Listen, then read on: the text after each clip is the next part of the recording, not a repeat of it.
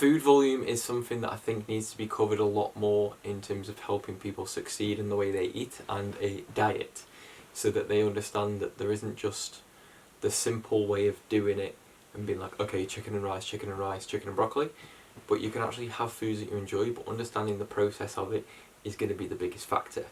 So we're going to run in terms of the concept of 2,000 calories, and we will go through some examples of, let's say, the high food day and the low food day.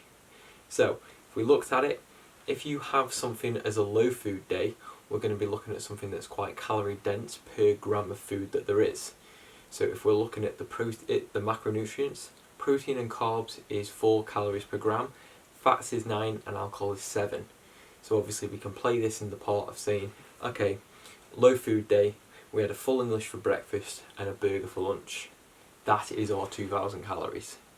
So we're potentially skipping a meal there to make sure that we're still in this calorie deficit, because if we're still eating under the maintenance calories and still working hard in the gym, we are going to lose weight. But at that point, you're missing a meal, you're going to feel more hungry, and the quality of the food is going to be a lot higher with something like a full English, because it's going to be cooking ingredients, higher fat, etc, etc.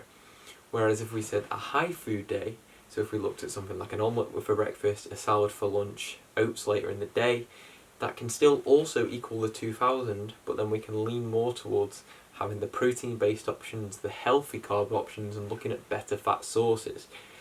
But we're still getting all this food in and all these meals in, so we're going to actually be fulfilled and full with our food, instead of being a bit more reliant on the 2 meals we're going to have on this side. So long term, you're going to be more successful because you're still eating the same amount of food on paper, but it's spread out more during the day. You're going to get more micro and macronutrients from the high food day, and it's going to be more beneficial for you and your mentality to training, because this is still going to be used as a fuel source and be effective for you to use within your training. So if you are saying the low food day is what you want to eat, go ahead. But I can guarantee that at certain points you're going to be really hungry and you're going to end up cheating yourself on that diet because you've set yourself up to just eat the foods that you want to eat. Now, I'm going to say medium food day and say right down the middle. So if we said the same and said, okay, omelette, oats, but then brought the burger in as well, but made certain changes to the burger so that it's still something that we want to eat, but it's a healthier option, we can still integrate and hit that 2,000 in the middle, and then still be happy with the food choices we have. This is where I don't like using the word diet, because this is a lifestyle change. If we said everything is a diet, it has die in it, and that's never good. We need to look at it in the fact of, this is a lifestyle change and we want this to be long term.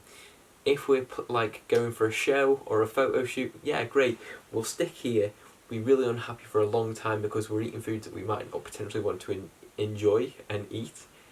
No, we'll meet in the middle and integrate the two.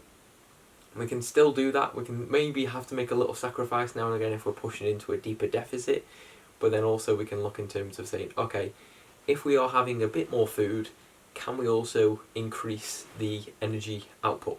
So can we do a few more steps? Can we hit a bit of a harder training session and a bit more intensity in the session, and then just make this a bigger target to hit, and then bring food up, but we're still in this deficit.